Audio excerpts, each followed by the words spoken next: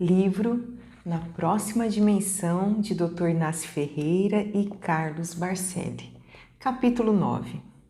Estávamos todos profundamente emocionados. A multidão dos dois lados da vida não paravam de crescer e, assim como no plano físico os policiais cuidavam da organização, na dimensão espiritual em que nós situávamos, entidades diversas haviam sido encarregadas de disciplinar a intensa movimentação, sem que nenhum de nós se sentisse encorajado a reclamar qualquer privilégio com o propósito de uma maior aproximação.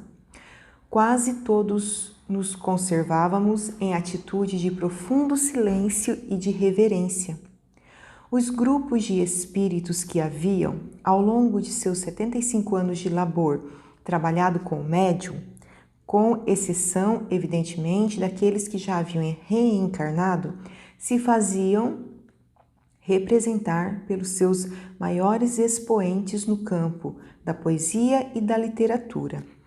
Próximos a Cidália, em cujos braços Chico Xavier descansava à espera de que o cortejo fúnebre partisse, conduzindo os seus restos mortais, notei a presença de algumas entidades femininas que eu não soube identificar.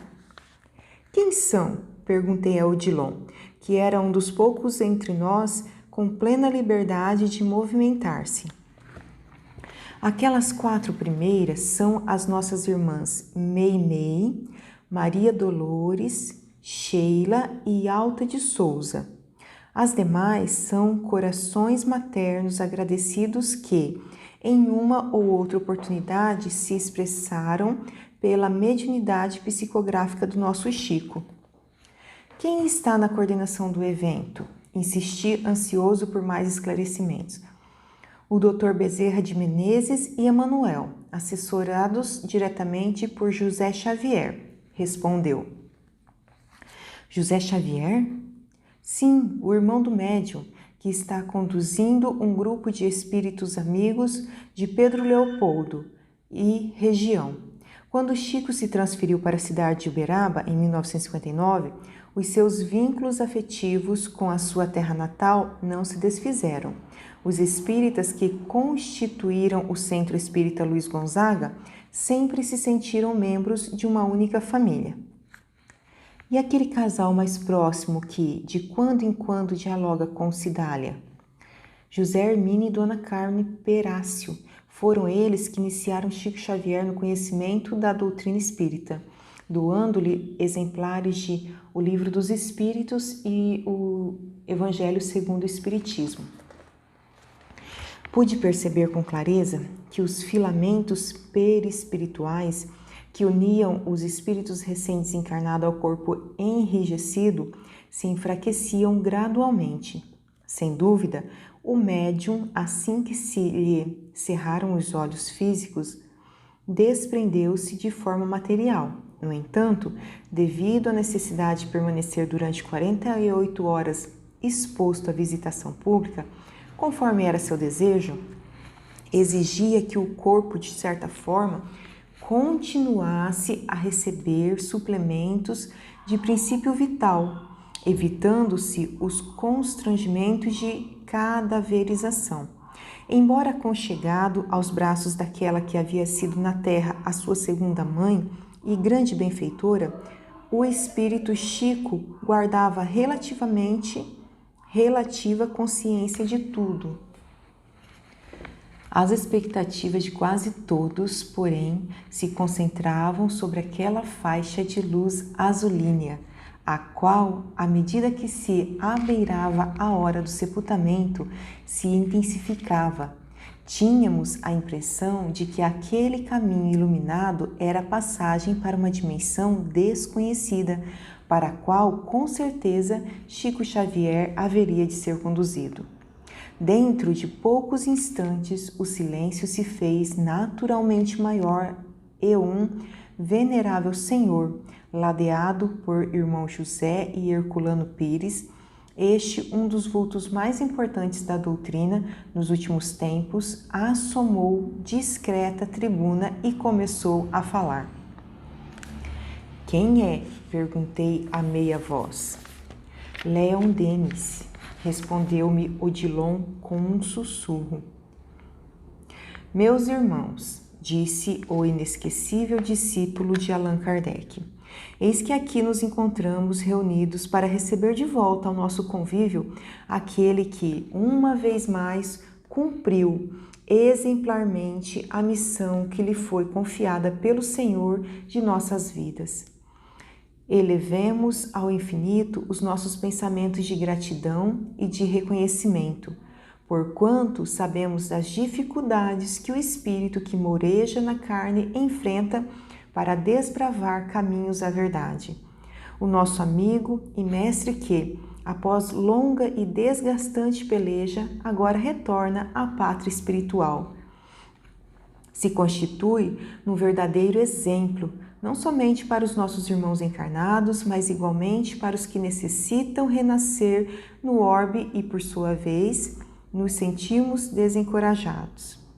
De maneira direta ou indireta, cooperamos com ele para que a obra que ele próprio encetou na segunda metade do século XIX se desdobrasse na revivência do Evangelho. A semente espalhada por suas mãos germinou prodigiosamente, e não apenas no campo da bibliografia espírita, que se enriqueceu sobremodo desde o 8 de julho de 1927 e mais especificamente o ano de 1932, com a publicação de Parnaso de Além Túmulo. Pela Federação Espírita Brasileira, o movimento espírita cresceu em progressão geométrica e os grupos doutrinários e assistenciais que falam da pujança da terceira revelação se multiplicaram em toda parte. Agora, porém, é conosco, enfatizou o grande orador. Agora somos nós que, no alvorecer do terceiro milênio da era cristã, não mais devemos hesitar em tomar corpo no planeta que, espiritualmente, deverá se elevar conosco. Não tenhamos qualquer receio, sigamos as pegadas do mestre Lyonês, que soube ocultar a própria grandeza, aceitando a bênção de um novo renascimento quase de imediato, aquele que já lhe havia sido na França, de lutas acerbas para lançar os fundamentos do Espiritismo. Nós, os que então não tivemos a coragem de acompanhá-lo na difícil empreitada, devemos sucedê-lo no esforço e na boa vontade que sempre lhe caracterizaram o apostolado. O mundo não pode mais esperar e, dentro do natural dinamismo da doutrina, carecemos de cooperar para que a luz da imortalidade que se acendeu entre os homens não se eclipse nas sombras do materialismo. Com o amor de Jesus no coração, a exemplo do nosso inesquecível professor Rivail, triunfaremos. É chegado o instante de nos candidatarmos ao serviço da construção da fé no mundo, cada qual de nós atuando em determinada área do conhecimento. Renunciemos à posição cômoda que desfrutamos, à maneira do general que apenas participa da defrega pelas lentes de um binóculo, sem jamais ousar descer ao campo de batalha. Promovendo ligeira pausa, o eloquente tribuno prosseguiu. Muitos de nós, os que nos equivocamos no caminho do mundo, prevalecemos-nos nas faculdades mediúnicas do nosso irmão para, anonimamente, por vezes, não nos omitirmos de todo na grande obra. Todavia, não mais podemos sonegar as nossas mãos no cultivo de abençoada sementeira da crença no ideal. Simbolicamente, com o desenlace do Mestre que viemos saudar em seu regresso triunfal, o esquema traçado pela espiritualidade superior e que se colocou em prática ao longo de mais de 7 décadas, agora se desmonta. As tendas espirituais que foram armadas ao seu derredor se levantam, E para que não nos transformemos em nômades no além, devemos começar a planejar o nosso retorno à vida física, dando sequência à tarefa que nos era cômodo desempenhar deste outro lado da vida. Eis o alvitre que, um nome daquele que nos ama desde o princípio, fui encarregado de lhes transmitir, aproveitando o ensejo de estarmos todos reunidos nesta oportunidade. Um ciclo se encerra, mas outro deve começar. Esqueçamos caprichos de ordem pessoal e, embora atrelados à lei do karma, que nos reclama o espírito para inevitável resgate, assumamos o compromisso de servir. A exemplo de Allan Kardec ou Chico Xavier, o iluminado espírito que em 2 existências consecutivas consolidou para a humanidade os princípios da fé racionada.